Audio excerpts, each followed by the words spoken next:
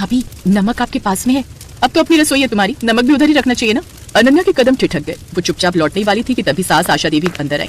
मैंने कहा था ना हर चीज बांट कर रखो, अब कोई किसी का बर्तन या सामान को हाथ नहीं लगाएगा। अनन्या ने सिर झुका लिया। वो कुछ कहना चाहती थी लेकिन शब्द जैसे उसके गले में अटक गए। ये घर है नागपुर शहर में रहने वाले शर्मा परिवार का। इस घर की रसोई का माहौल पिछले कुछ दिनों से बिल्कुल बदला बदला था, जिसकी वजह थी रसोई के बीच में खड़ी नई दीवार जो अचानक ही बनवा दी गई थी। जी हाँ, एक ही रसोई के दो हिस्से हो गए थे। बीच में खड़ी हो गई थी एक दीवार। एक ही घर में दो हिस्सों में बटी रसोई, दो अलग अलग गैस चूल्हे, अलग अलग बर्तन, और उस रसोई के एक तरफ खड़ी जेठानी शिवानी और दूसरी तरफ थी देवरानी अनन्या। तभी घर के बाहर से पड़ोसन की आवाज आई, आशा बहन। हाँ, रमा बहन आई। आशा बाहर आई तो बाहर उसकी पड़ोसन रमा खड़ी थी। अरे आशा बहन, थोड़ी चीनी मिलेगी? लो, ये भी कोई कहने की बात है रमा, रुक अभी बहू को बोलती हूँ। आशा देवी ने आवाज लगाई, अरे बहू एक कटोरी चीनी लाना। सासू माँ की आवाज सुनकर दोनों बहुएं झट से एक एक कटोरी चीनी लेकर बाहर आ गई। अरे एक कटोरी मांगी थी, अनन्या तू वापस ले जा। आशा ने शिवानी वाली चीनी उसे दे दी, जिसके बाद दोनों बहुएं रसोई में चली गई। तभी रमा देवी ने आशा देवी से पूछा, अरे आशा बहन, सुना है तुमने रसोई में दीवार बनवा दी? ये सुनकर आशा देवी भीतर ही भीतर शर्मिंदा तो थी, पर खुद को मजबूत दिखाते हुए बोली, हाँ क्या करें, दोनों बहुओं में बात ही नहीं बनती, इससे अच्छा है अलग अलग चूल्हे हो जाए। अच्छा ये भी ठीक किया, वो क्या है ना, मेरे लिए भी आसानी हो गई। अब एक बहू से चीनी मांग लिया करूंगी और एक से नमक।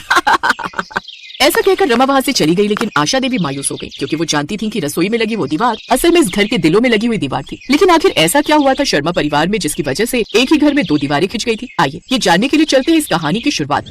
6 महीने पहले त्योहार का सीजन था। रसोई में काफी काम था। बहू आज अच्छी सी बढ़िया सी गुजिया बनाना, जानती हो ना सबको घर में कितनी पसंद है गुजिया। आप फिक्र मत कीजिए माँ जी, आज की गुजिया सबको याद रहेंगी, इतनी अच्छी बनेगी। हाँ माँ जी, हम बढ़िया से मिठाई बनाकर देख लेंगी। ऐसा कहकर सास रसोई से बाहर चली गई और अब शिवानी और अनन्या दोनों मिलकर काम कर रही थी। तभी एक दिन हल्की सी गलती ने पूरी स्थिति को बदल दिया। शिवानी ने गुजिया के लिए चीनी का घोल तैयार किया था, अनन्या ने इस नमक मिला दिया। अरे तुमने ये क्या कर दिया? ये तो पूरा घोल खराब हो गया। हे भगवान, ये कैसी बेअकल देवरानी दी है मुझे। भाभी सॉरी, वो मुझे लगा ये नमक वाला था इसलिए मैंने डाल दिया, सॉरी गलती हो गई। तुम्हारी गलती से पूरा काम खराब हो गया, तुमसे कुछ होता ही नहीं है। अब हटो यहाँ से, मैं अकेले बना लूंगी, तुम्हारी बस की कुछ नहीं है। ये बात अनन्या को बहुत चोट पहुंचा गई, लेकिन उस वक्त वो चुप रही और रसोई से बाहर चली गई। फिर अगले दिन गलती से शिवानी के हाथों से एक शीशे का बाउल टूट गया जो अनन्या दहेज में लाई थी। ओह नो, ये तो मेरे पापा ने कितने प्यार से दिया था, आपने तोड़ दिया। मैंने जानबूझकर नहीं किया, ये गलती से टूट गया। मैं जानती हूँ 2 दिन पहले जो मुझसे गुजिया का घोल खराब हो गया था, आप उसी का बदला मुझसे ले रही है ना? अच्छा तुम्हें ऐसा लगता है? अगर मैंने जानबूझकर तोड़ा होता ना तो 1 मिनट, जैसे ये मग है वैसे वो बाउल रखा था और मैं ऐसे आई और गलती से हाथ से टकराया और ये नीचे गिर गया, बिल्कुल ऐसे, समझी? और ऐसा कहकर उसने वो मग भी तोड़ दिया। आपने जानबूझकर मेरा ये मग तोड़ा है ना? अभी बताती हूँ। ऐसा कहकर अनन्या भी सामने रखा अपनी जेठानी का क्रॉकरी सेट उठाती है और उसे नीचे फेंक देती है। उनकी आवाज सुनकर सास रसोई में आई। अरे अरे, ये सब तुम क्या कर रही हो? क्यों बिल्लियों की तरह लड़ाई कर रही हो? जैसे तैसे सास दोनों को चुप करवाती है, लेकिन अगले दिन फिर कुछ ऐसा होता है जिसके पीछे दोनों की फिर से लड़ाई झगड़ा शुरू हो गया। दरअसल अनन्या गैस बंद करना भूल गई और सब्जी जल गई, जिस पर गुस्सा होते हुए शिवानी कहती है, लो कर दिया सत्यानाश। माँ जी मैंने कितनी बार कहा इसे रसोई में आने मत दिया करो माँ जी, एक काम ढंग से नहीं होता इससे। आशा देवी ने भी गुस्से में कह दिया, हाँ जब से आई है घर की रसोई का सिस्टम ही बिगाड़ दिया। और यहीं से शुरू हुआ मन का खिंचाव। अनन्या चुप हो गई। शिवानी हर बात पर तकरार करने लगी। छोटी छोटी बातें तकरार में बदलती गई। तकरार दूरी में और दूरी उस दीवार में बदल गई जो कुछ दिन पहले खड़ी कर दी गई। सास ने परेशान होकर एक दिन उस घर में दीवार ही खींच दी। अब से तुम दोनों इस एक ही रसोई में खाना बनाओगी, लेकिन एक दीवार के उस तरफ और दूसरी दीवार के इस तरफ। दोनों देवरानी जेठानी एक दूसरे की शक्ल देखने लगे। अब घर में दीवार तो बन गई थी, पर इसका असर घर के हर सदस्य पर पड़ा। सुबह सुबह एक ही रसोई में लेकिन 2 अलग अलग जगह गैस जलती। एक तरफ तड़के की खुशबू उठती, दूसरी तरफ चाय उबलती, लेकिन कोई किसी से कुछ नहीं कहता। लेकिन अब उन सबके चेहरे पर एक अलग ही मायूसी थी। साथ ही अब उन दोनों बहुओं के झगड़े न होने के कारण पूरे घर में आशा थी, जिससे अब घर के बाकी सदस्यों को बिल्कुल भी अच्छा नहीं लग रहा था। फिर एक दिन गौरव ने अरविंद से कहा, भैया ये दीवार घर की आशा खत्म कर देगी। क्या करें छोटे, माँ सुनती नहीं और दोनों बहुएं की आपस में बोलती नहीं। रसोई ही तो घर का दिल होता है, अगर वही बढ़ जाए तो घर कैसे जुड़ा रहेगा? अब हम कुछ नहीं कर सकते, जो होगा खुद ही होगा।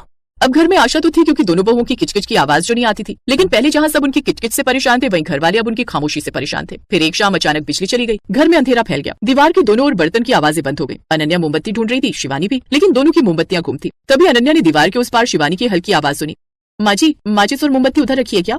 अनन्या ने हिम्मत करके मोमबत्ती के डिब्बे से कैंडल निकाल कर दे दी, साथ ही माचिस भी। भाभी ये लीजिए माचिस, दीवार के पास रख रही हूँ। फिर शिवानी चौंक गई। उसने दरार से माचिस उठाई।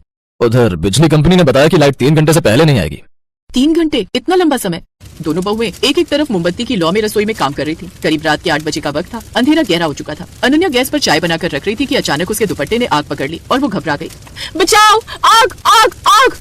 शिवानी ने जैसे ही आवाज सुनी, उसने सोचना भी नहीं चाहा, दीवार की दूसरी ओर भागकर वो अंदर पहुंची। उसे समझ आया कि दीवार की वजह से अनन्या तक पहुंचने में एक लंबा चक्कर काटना पड़ेगा। वो जल्दी से दौड़ी और उसका दिल तेजी से धड़क रहा था। वहाँ पहुंचकर उसने झट से अनन्या का दुपट्टा हटाकर श्रिंक में फेंक दिया और नल खोल दिया, जिससे पल भर में आग बुझ गई। अनन्या तुम ठीक हो? ये पहली बार था जब शिवानी ने उसे नाम लेकर पुकारा था, प्यार से, चिंता से। अनन्या की आंखों में आंसू भर आए। आशा और बाकी लोग भी आ गए। बहू चोट तो नहीं लगी? थोड़ी सी, लेकिन भाभी ने बचा लिया। फिर शिवानी भी रोते रोते बोली, अगर दीवार ना होती तो मैं 5 सेकंड में पहुंच जाती। ये दीवार ने तो जैसे हमें एक दूसरे से दूर कर दिया था।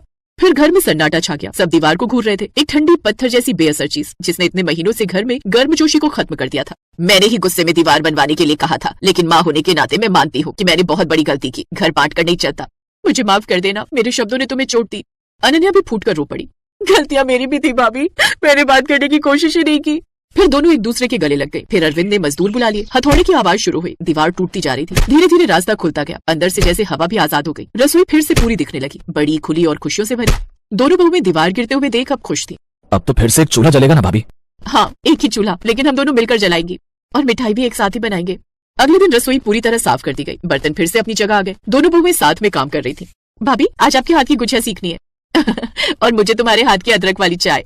रसोई में फिर से हंसी गूंज उठी। एक समय था जब यहाँ 2 दीवारें थी, एक ईंटों की और एक दिलों की, लेकिन अब दोनों टूट चुकी थी। रसोई सिर्फ खाना बनाने की जगह नहीं होती, ये घर की खुशबू है, रिश्तों की मिठास है। अगर रसोई में दीवार लग जाए तो घर के दिलों में भी दीवारें बनने लगती हैं, और जब दीवारें टूटती हैं तो प्यार फिर से बहने लगता है।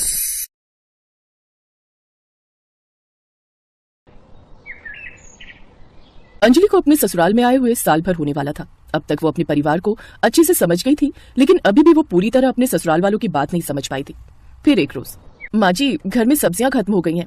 हाँ तो ले आना, मुझ बुढ़िया को क्यों बोल रही हो लाने को? और वैसे भी बड़े बुजुर्ग कह गए हैं कि जिस रसोई में 4 लोगों का हाथ लगे ना, वो ठीक से चल नहीं पाती। अब रसोई तू बनाती है तो सामान भी तू अब खुद ही लेकर आया कर। अंजलि को समझ आ गया कि अब उसके जिम्मे एक और काम आ गया। अंजलि सामान की लिस्ट बनाकर बाजार चली गई और फिर थकी हारी सामान लेकर घर लौट आई। जल्दी से खाना बना लेती हूँ, बहुत भूख लगी है। ओ महारानी, ये कोई वक्त है आने का और अब खाना बनाएगी? दिन के 3 बज रहे हैं, मैंने तो समय पर खाना बनाकर खा लिया। और तू भी कान खोल कर सुन ले, इस घर के कुछ नियम हैं। यहाँ खाना तय समय पर ही बनता है और खाया जाता है, आगे पीछे नहीं, समझी? तो अब खाना बनाने और खाने का समय निकल चुका है, इसलिए अब तू खाना नहीं बना सकती। इसलिए अब तू शाम को ही खाना बना लेना। अब तू इसे सजा समझ या जो मर्जी, लेकिन इसी बहाने अगली बार के लिए तुझे सबक भी मिल जाएगा। लेकिन माँ जी, मैं कोई बाजार टहलने थोड़ी ना गई थी, सामान लेने गई थी। मुझे तो भूख लगी है, मैं तो खाऊंगी खाना, मैं तो चली। ए इधर बैठ, ये ससुराल है तेरा, मायका नहीं जो जब मर्जी रसोई में घुस गई। अगर मेरे घर के नियम तोड़ने की कोशिश की ना तो घर से निकाल दूंगी, समझी? बेचारी अंजलि के पास अब अपनी सास का फरमान मानने के अलावा और कोई रास्ता ही नहीं था। फिर शाम के वक्त, बहू अभी तक अपने कमरे में घुसी है, 5 बजने वाले हैं, चाय बनाने का समय हो गया है। अगर 5 बजे के बाद तू रसोई में गई ना तो ताला मार दूंगी रसोई में, समझी? फिर ऐसा ना हो कि तू चाय से भी जाए। अंजलि तो भूख के मारे पहले ही तड़प रही थी, इसलिए वो कोई भी रिस्क नहीं लेना चाहती थी। इसलिए वो जल्दी से रसोई में गई और चाय और साथ में कुछ पापड़ तल लाई, जिन्हें खाकर उसे थोड़ा आराम मिला। अब ध्यान से सुन, ठीक 9 बजे तक सारा डिनर बनाकर तैयार कर लेना, नहीं तो फिर ताला, समझ गई ना? जी माँ जी, समझ गई। सारे दिन की भूखी प्यासी अंजलि रसोई में जाती है और रात के डिनर की तैयारी में लग जाती है। फिर रात को 9 बजे वो सबको खाना बनाकर परोसती है। अपनी सास का ये नियम अंजलि को पसंद नहीं था। वो इसके बारे में अपने पति अनुराग से बात करती है। ये कोई नई बात नहीं है अंजलि, माँ आज से ऐसी नहीं है, बल्कि घर के नियम को लेकर वो शुरू से ही ऐसी है। बचपन में हम लोगों के साथ भी माँ ऐसे ही करती थी। जब खेलने के दौरान हम लोगों को अंदर आने में देर हो जाती थी तो वो हमें खाना भी नहीं देती थी, और जब हमें एक दिन खाना नहीं मिलता था ना तो अगले दिन हम खुद समय से घर आ जाते थे। लेकिन अगर कोई किसी काम से कहीं गया और आने में देर हो जाए तो इसका मतलब ये तो नहीं कि खाना ही नहीं मिलेगा। और मैंने बताया ना, मैं घूमने नहीं गई थी, घर का राशन लेने गई थी। देखो, इन छोटी छोटी बातों को लेकर बहसबाजी करना मैं जरूरी नहीं समझता, और तुम भी खुद को माँ की तरह इस घर के नियम कानून में डालो। अब मुझे सोने दो, सुबह ऑफिस भी जाना है। अंजलि को अपने पति की बात पर बहुत गुस्सा आया, लेकिन वो कर भी क्या सकती थी। ऐसे ही समय बीता और कुछ महीने बाद उसके देवर मोहन की शादी भी हो गई और देवरानी प्रिया भी दुल्हन बनकर उस घर में आ गई। और जब उसे घर की इस रसोई के नियम के बारे में पता चला तो उसके भी होश उड़ गए। लेकिन भाभी, घर के कामकाज निपटाने में थोड़ा बहुत लेट तो हो ही जाता है, इसका ये मतलब थोड़ी ना कि बहू को खाना ही मत दो। इस घर का तो यही नियम है प्रिया, जब खाना बनाने में मुझे लेट होता है तो माँ जी तो बस घड़ी देखती रहती हैं, लेकिन जब तक मैं सारे काम निपटा कर रसोई में आती हूँ तब तक माँ जी रसोई में ताला लगा देती हैं। ये दोनों भाई खुद तो बाहर खा लेते हैं और घर में मैं ही रह जाती हूँ भूखी। अच्छा एक बात बताओ भाभी, इस रसोई में 2 दरवाजे क्यों हैं? माँ जी कहती हैं कि ससुर जी ने वास्तु के हिसाब से 2 दरवाजे बना दिए थे। वैसे हम तो एक ही दरवाजा इस्तेमाल करते हैं, दूसरे वाले में तो हमेशा ताला ही लगा रहता है। तो ये सब छोड़ना। ऐसे ही कुछ दिन बीते। एक रोज, सच कहूं भाभी, कभी कभी ऐसा लगता है कि मेरी शादी नहीं हुई बल्कि मुझे सजा सुनाई गई है इस 4 दीवारी में रहने की। क्या यार, ना कहीं मूवी जा सकते हैं ना कहीं घूमने। तेरी शादी तो अभी अभी हुई है, मेरी शादी को तो 2 साल होने वाले हैं। मजा आ ले बिना काम के इस घर के बाहर कदम भी रखा हो। वैसे भाभी, अगर हम बाहर जाएंगे घूमने तो खाना भी बाहर ही खाएंगे, तो ये टेंशन नहीं रहेगी कि घर पर रसोई में ताला मिलेगा।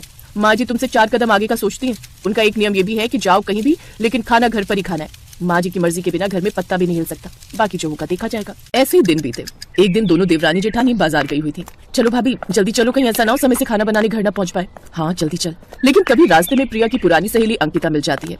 अरे यार प्रिया, कैसी है तू? कितने दिनों बाद देख रही हो तुझे। शादी के बाद तो तुझे मिलने तक की भी फुर्सत नहीं। अंकिता, मैं ना तुझे घर जाकर फोन करती हूँ। बिल्कुल नहीं, आज मैं तुम्हारी बिल्कुल नहीं सुनूंगी। चलो ना, पास में ही मेरा घर है, चाय नाश्ता करते थोड़ी गप्पे मारेंगे फिर चली जाना। अंकिता जबरदस्ती उन दोनों को अपने साथ घर ले जाती है। वो दोनों जल्दी जल्दी एक ही घूंट में चाय पीकर अपने घर की तरफ भागती हैं। लेकिन घर पहुंचने में हो गई थी उनको देर और तब तक लग चुका था रसोई में ताला। अब बिल्कुल भी रसोई में जाने की जरूरत नहीं है, अब तुम दोनों भूखी ही रहोगी, समझी? हम सबने समय से खाना खा लिया है। वो दोनों मुंह लटकाकर अंदर चली जाती हैं। फिर देर रात प्रिया को ध्यान आता है कि आज तो उसने दही जमाई ही नहीं। अरे मैं तो आज सुबह के लिए दही जमाना ही भूल गई।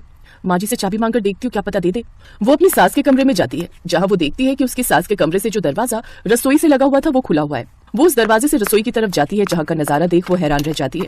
उसकी सास बड़े मजे से अंदर खाना खा रही होती है। प्रिया को देख वो घबरा जाती है। अरे छोटी बहू, तू यहाँ क्या कर रही है? तू जानती है ना रसोई में 9 बजे के बाद आना मना है। अच्छा, फिर आप यहाँ क्या कर रही हैं? ओह, अब समझ आया ये 2 दरवाजे की रसोई का चक्कर क्या है। बड़ा जुल्म किया है आपने हम पर। क्या कहूँ बहू, दरअसल ये सब आदत मुझे मेरी सास से पड़ी है। वो नियम की बड़ी पक्की थी, मुझे जरा सी भी देर हो जाती तो वो मुझे खाना बनाने नहीं देती थी और मैं भूखी रह जाती थी। इसलिए मैंने ये रसोई का दूसरा दरवाजा अपने कमरे से निकलवाया था, ताकि रात को जब मेरी सास सो जाती तो मैं चुपके से इस दरवाजे से जाकर खाना बना लेती। सास तो चली गई लेकिन मेरी आदत नहीं गई, इसीलिए मैं तुम लोगों के सामने ताला लगा देती, लेकिन मैं खुद इस दरवाजे से जाकर खाना खा लेती। तब तक बाकी घर वाले भी वहां पर आ चुके थे और ये सब बातें सुन रहे थे। माँ जी कम से कम अंजलि भाभी के बारे में तो सोचती, वो बेचारी कितनी कमजोर हो गई है।